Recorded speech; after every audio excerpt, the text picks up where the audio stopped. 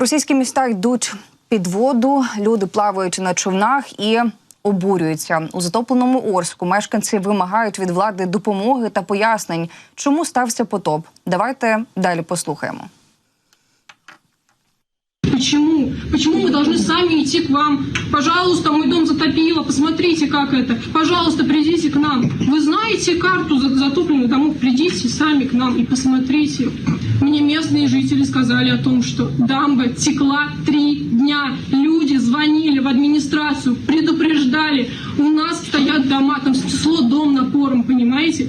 Никто их не слышал. Это вина власти в том, что произошла эта ситуация. В итоге губернатор пообещал выплаты пострадавшим от 20 до 100 тысяч.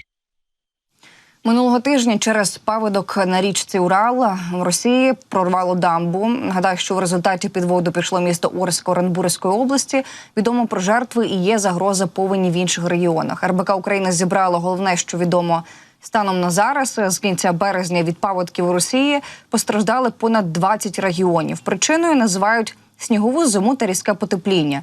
Найсерйозніші наслідки спостерігаються саме в Оренбурзькій області. Це регіон у Приволжі, який на півдні межує із Казахстаном. На початку квітня в області запровадили режим підвищеної готовності 4 числа надзвичайної ситуації, а вже ввечері наступного дня в Орську друге за величиною місто Оренбуржя прорвало насипну греблю на річці Урал. У зоні повені опинилися понад 4 тисячі будинків на лівому березі в районі Старе місто. На ранок 6 квітня місцева влада евакуювала майже 4 тисячі осіб, а мер Василь Козупиця оголосив, що вода піде не раніше, ніж через 1,5-2 тижні. За цим фактом заведено кримінальну справу про недбалість та порушення при будівництві греблі. Місцева прокуратура заявила, що греблю прорвало у зв'язку з невчасними, нібито вжитими заходами щодо утримання дамби, і рівень води на річці перевищив проектний рівень гідротехнічної споруди на 4 метри. Надвечір 6-го стався другий прорив. Цього разу затопило правий берег, постраждали кілька селищ біля Орська, де також розпочалася евакуація. Після цього міністр із надзвичайних ситуацій вилетів до Оренбурзької області, а губернатор Денис Паслер назвав паводок найпотужнішим за всю історію. Цитую: «Очевидно, що паводок 24-го року найбільш багатоводний за всю історію спостережень в Оренбурзькій області. Ми продовжуємо боротьбу зі стихією. Через 2-3 дні буде зрозуміло, коли чекати зниження», написав він у своєму телеграм. Пізніше вода з Орська дійшла до Оренбурга і було підтоплено близько 1000 будинків. За першу добу рівень води в Уралі в межах обласного центру зріс на 91 сантиметр, за другу ще майже 30. І за словами мера Сергія Салміна, найближчими днями рівень лише зростатиме. Паводок оголошено надзвичайною та НП федерального рівня, а попередні збитки становлять понад 220 мільйонів доларів.